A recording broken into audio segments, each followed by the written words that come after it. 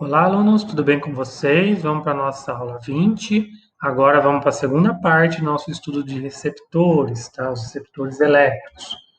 Bom, e aqui, só como eu mencionei, né? Nós usamos os receptores elétricos a todo momento em nossa residência, seja em máquina de café, liquidificadores, televisão, geladeira, máquinas de lavar, micro-ondas, sanduicheiras, torradeiras, fornos elétricos, enfim.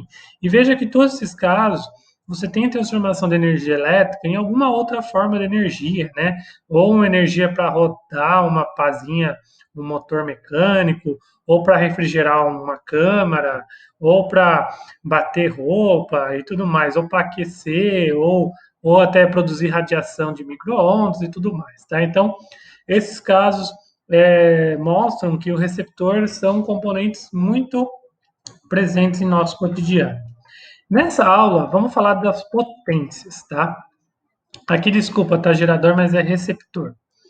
Aqui também eu devo fazer uma outra coisa importante, é que, na verdade, é, no gerador nós tínhamos três potências. Aqui no receptor também. Só que é, a potência fornecida, lembre-se que o receptor é um bipolo passivo. Então ele recebe. Então a potência fornecida é fornecida a ele.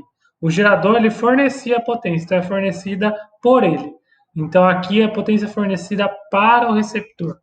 E aí toda aquela potência que ele recebe está na forma da DDP. Então a potência fornecida é a DDP vezes a corrente. Veja que no receptor é diferente, tá? Essa potência fornecida sobre ele, né? Então parte vai ser dissipada, parte vai ser utilizada. A potência útil, desculpa que tem um F aqui, é U, mas a potência útil é aquela potência que ele vai usar para realizar trabalho mecânico. Então, é a Fsem, né, Y' vezes a corrente. E a potência dissipada, R' vezes a corrente ao quadrado, como a gente já havia visto. Então, aqui já tem um diagrama melhor ilustrando. Você tem a potência fornecida, tudo que ele recebe, né? Então, envolve a DDP, parte é dissipada, e o que ele usa efetivamente é a força contra-eletromotriz. Da mesma forma, podemos calcular o rendimento daquele motor, daquele receptor, fazendo a potência útil sobre a potência fornecida, o que nos dá aí a Fcm dividido pelo DDP, né? E você multiplica por 100 para dar em porcentagem. Mas o que causa confusão aqui é, veja que essas potências são bem semelhantes ao do gerador, mas são ao contrário, tá? Então, muito cuidado aqui para você não confundir. E desculpa que aqui é receptor, não é gerador, tá? Bom, então nós já vimos as potências, agora vamos ver uma associação mais geral. Uma associação onde tem gerador, tem um receptor e um resistor, tá? Aqui nós vamos usar a lei de Polier, mas na sua forma mais completa, tá? Então veja, tem um circuito aqui. Aí notem, a corrente aqui está saindo do polo positivo. Então, se você lembrar, esse aqui é um gerador. Esse é o gerador, né? Tem a força eletromotriz e a resistência interna. Tem um resistor. E aí eu tenho um outro componente aqui. Veja que a corrente está chegando no polo positivo. Então, esse cara aqui é um receptor. Então, com isso, nós podemos calcular a lei de Polier, que é para descobrir a corrente. Então, a corrente do circuito vai ser a força eletromotriz menos a F100, né, contra eletromotriz, dividido pela soma de todos os resistores, do R, do resistor, do R', do Rzinho, tá? Então, nós podemos calcular a corrente de forma algébrica ou de forma geométrica, que é quando a gente cruza as retas características, curvas características de cada elemento. Temos do resistor saindo aqui da origem, temos do receptor saindo de um ponto qualquer e do gerador uma reta descendente. O ponto onde eles cruzarem vai ser exatamente o valor da corrente no circuito, tá bom? E notem que eu posso ter uma associação de resistores aqui complexa, que aí no lugar da equação eu substituiria como a REC. Tá? Então eu posso ter uma associação em paralelo, mista aqui de resistores. Se eu conseguir simbolizar toda essa associação como um resistor comum, então eu só mudo a REC. Mesma coisa do gerador. Se eu tiver uma associação de geradores, é só eu ligar a associação aqui da mesma forma. Tá? Eu não mostrei, mas se tiver mais de um receptor aqui, a FSEM dele vai entrar aqui da mesma forma na lei de Pouliot, tá bom? Então, com isso, com tudo que a gente analisou de resistores, geradores, receptores, das associações, nós podemos, e a da lei de Pouliot, nós podemos analisar qualquer tipo de circuito elétrico de corrente contínua, tá?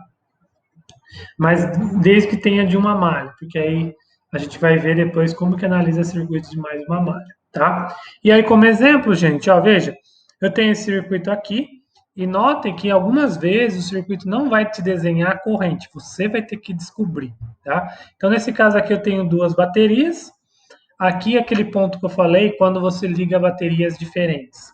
Então, eu tenho duas baterias ligadas, ó, veja que a polaridade delas está igual, né? Isso aqui não é uma associação de baterias. Então, uma vai funcionar como um gerador, a outra vai ser um receptor. E eu tenho um resistor de 3 ohms. Nesse caso, então, eu quero calcular a corrente elétrica do circuito e a DDP entre o ponto AB. Mas note que o ponto AB é o ponto onde está cruzando aqui com o receptor, tá? Então, o B1 vai ser um gerador, o receptor vai ser B2. Isso se vê claramente pelas forças eletromotrizes de cada um. Então, a intensidade de corrente elétrica, eu vou usar a lei de Pouliot.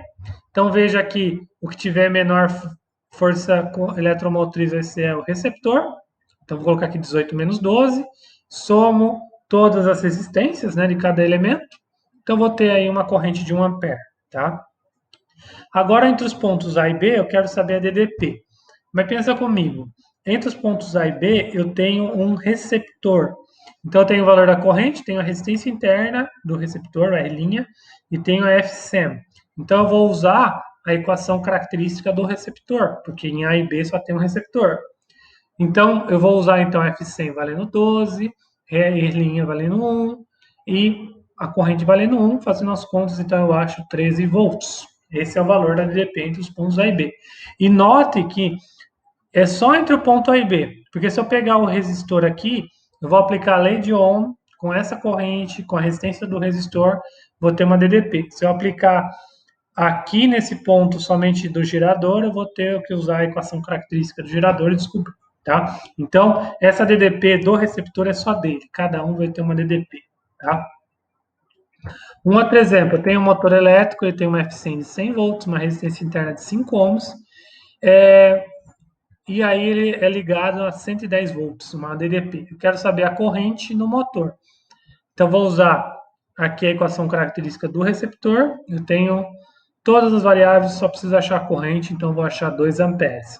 Eu quero achar a potência dissipada, então vou calcular aqui o R' vezes I ao quadrado, que eu vou achar 20 watts, tá?